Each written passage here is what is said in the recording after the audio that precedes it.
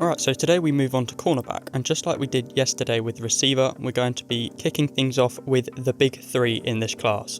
And it will be a slightly different conversation to what we had yesterday with receiver, where I was pretty underwhelmed with the four that we looked at.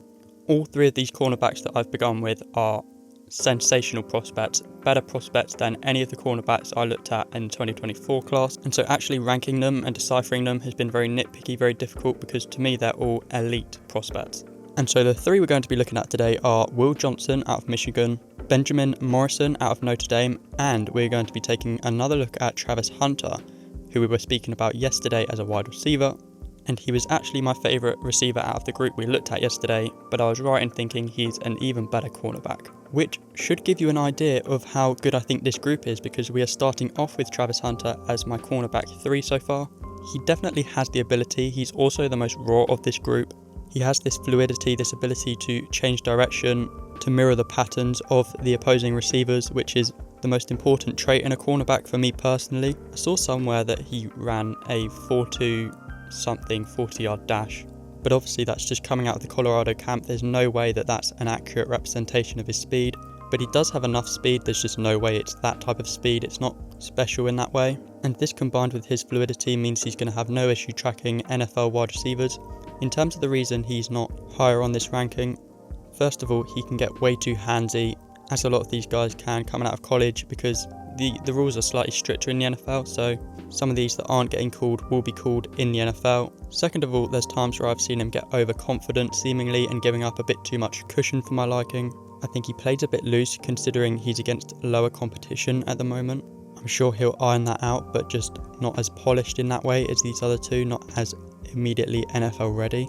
And third of all, there are definitely times where I'd like to see him stick a hand in and break up a pass where he doesn't. Obviously, he should be able to bring the ball in and get interceptions, which is most people's idea of ball skills. To me, the actual interceptions aren't as important as being able to break up a pass. I think that's more valuable. I think the select few occasions you end up coming down with the ball is mostly down to luck more than anything, whereas breaking up a pass is a more consistent skill, and I think you can blame all of this on the fact that he's been playing two positions in a smaller school, so the development's not really been there. I think it will come over time, but for now those are my criticisms.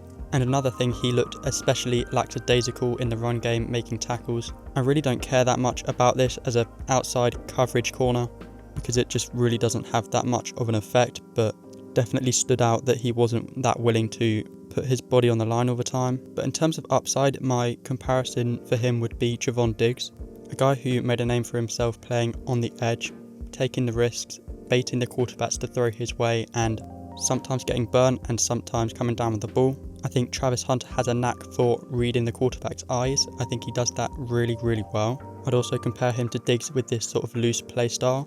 Obviously, he has the ball skills in terms of bringing the ball in, like I've said, so that would definitely be my comparison. All three of these cornerbacks picked up injuries last season, and for Travis Hunter, it was an early season liver injury after a big hit, so obviously that might have been the most frightening injury in terms of the immediate effect, but realistically, as it pertains to his career in the NFL, it shouldn't be any issue. So now let's get into CB2, and again, it's so weird to be calling him CB2 because this guy, Will Johnson, is like another Patrick Surtain to me.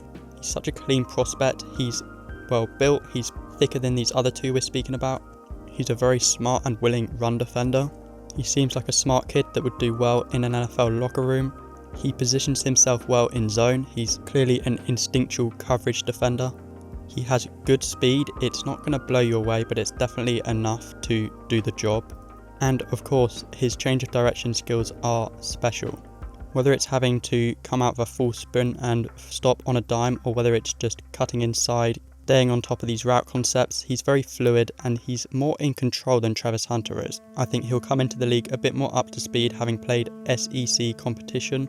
He did a phenomenal job against Marvin Harrison Jr., who everyone was calling the best receiver prospect we've seen in years. I don't necessarily agree with that. I don't think he was even the best prospect in this class, but definitely a very, very good prospect who's going to do very well in the NFL, and Johnson stuck right to him. And he was actually dealing with a lower leg injury in this game. But now we get into CB1, and I watched this guy after I watched Hunter and Will Johnson, and I can't believe that I ended up liking him even more. He's not as polished as Will Johnson. He's a bit more like Travis Hunter in that way. He can give up a little bit too much cushion at times. he can get a bit too handsy and draw flags. But what I like about all of these guys is they all played a high percentage of man coverage. That was something that was missing in the 2024 class, with guys like Terrion Arnold and Quinyon Mitchell playing a lot of off-man coverage, as opposed to having to actually stick to a receiver man-to-man. That's where the real skill set is shown.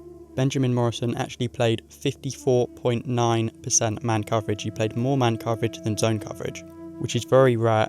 But the reason they felt comfortable doing this is because he has an elite skill set. His ability to stop on a dime, change direction is just unreal. I've never seen it as clean as that, because he's faster than the other two. He's very, very athletic. He's going to really stand out when it does come to the combine next year. But just the control he has over that speed, I think he has great ball skills. I saw him break up a lot of passes. I also saw a lot of instinctual plays. I think he's very bright. He's a very willing tackler and run defender. I think he's truly special. I think he could walk into the league and compete with Sauce Gardner and Jalen Johnson as the best cornerbacks in the NFL. That's the type of skill set he has. Now, the scary thing is he has just had shoulder surgery. That was his injury. It's the most concerning of the three. So hopefully he returns his full self in the year. Otherwise, he may end up being a massive sleeper come draft season. But that's all from me. This is the three so far. Keep an eye out because I've got edge rusher coming soon, as well as much more. I hope you enjoyed the video, and I'll see you soon.